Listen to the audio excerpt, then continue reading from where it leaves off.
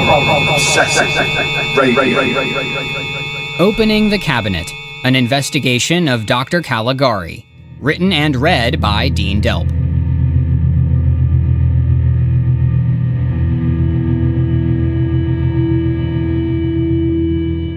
Everyone loves a good origin story. There's something about knowing where it all began that helps us appreciate what we have now. The Cabinet of Dr. Caligari was the first great apotheosis of horror and cinema, making it one of the most influential films of all time. Though there were technically earlier short films by Thomas Edison and George Méliès, The Cabinet of Dr. Caligari can rightly be called the first real horror movie. At the very least, it is the first feature-length one. Standing proudly as one of the greatest silent films of all time, it deserves, nay demands, both a review and an analysis of its implications. The story of The Cabinet of Dr. Caligari centers around four characters: Francis, Jane, Dr. Caligari, and Cesar. Francis and Jane are normal citizens of their town, while Dr. Caligari is a mysterious and seemingly maniacal man who travels with a macabre performance routine. Dr. Caligari has under his control a somnambulist, or sleepwalker, named Cesar, who, according to the film, can only be woken by Caligari. Additionally, while in his woken state, Cesar can answer questions about the past, present, and future with quasi-omniscience. During one of the routines, Cesar prophesies a death and a series of murders begin taking place in town. This includes one of Francis's friends. The police get involved, and it is discovered that Cesar is committing the murders under the control of Caligari. I can't say more without giving spoilers, but it features several interesting plot twists. Aside from the plot, which is predictable by our standards but highly novel at the time, the cinematography is fantastic. I mean that in two ways. First, it is fantastic in terms of being high quality, but also fantastic in terms of fantasy. The entire film is extraordinarily surreal, and the effect produced is literally dreamlike.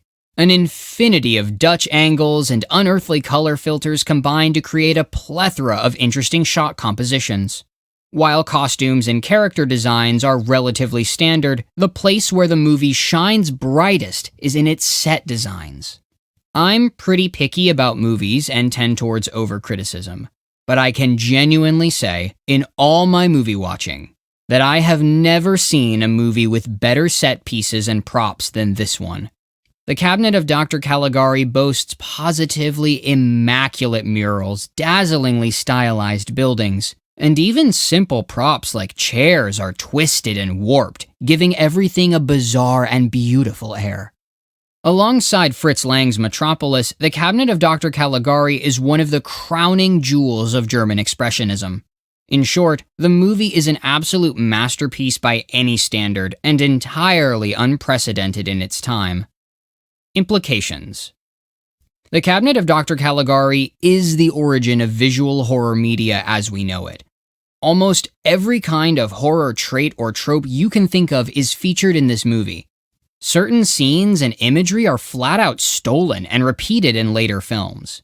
If you'd like to see which ones, you can check out a review of the movie done for its 100th anniversary by the legendary James Rolfe. Dr. Caligari's monster equivalent, Cesar, demonstrates the infamous monster carry, as it is called, a full decade before any other film so far as I'm aware. The scary carnival or circus is highly prevalent in the first half of the movie as well. Spatially distorted sets and stages have been used in thousands of horror films ranging from classics like Universal's Frankenstein to literally every Tim Burton movie in existence. Horror leans heavily on distorting reality, and the tradition of physically warping a movie's environment comes directly from The Cabinet of Dr. Caligari. In a plot sense, the movie was highly influential and experimental for using an unreliable narrator and flashbacks. The Cabinet of Dr. Caligari is so bold as to even use flashbacks inside of flashbacks before returning to the present. It contains multiple plot twists playing at the themes of insanity, which were highly original for the time. Beyond that, the movie itself exists inside a frame narrative, perhaps the very first in cinema. There are also the political implications of the movie. The cabinet of Dr. Caligari is filled with analogy and even symbolism depicting the German psyche between world wars. After all, this movie came out in 1920, practically moments after World War I had ended. The movie's creators were known to be pacifists, and the widely accepted interpretation of the film is one of irrational authority. Caligari uses his powers to brainwash and control Caesar, making him do all sorts of monstrous deeds he would never commit otherwise. It is an analogy to a population controlled by totalitarianism and propaganda. It would prove even more prophetic after World War II than it already was after World War I. Critical reception in both Germany and the United States was dramatically positive, with several critics calling it the first piece of artwork in cinema. Very high praise. To be honest, though, I may have to agree with them. The Cabinet of Dr. Caligari is not only one of the most important movies ever made, but it is also one of the most aesthetically beautiful as well. Conclusion. Though by today's standards the movie isn't even remotely frightening, it is still an absolute pleasure to behold. At only an hour and 15 minutes, it is entirely worth it. Now, more than ever, you should see this movie. Digital remasters have made the film even more dazzling, and despite being a century old, looks crystal clear. There are numerous free versions available because the film is clearly in the public domain, but I would honestly spend the few dollars it would take to rent a high-definition version of it from YouTube, Google Play, Amazon, etc. The truly interesting thing is that depending on which version of the movie you watch, the entire soundtrack and even the color filters can be different. Occasionally, even the runtime is different, but most versions range between 70 and 80 minutes.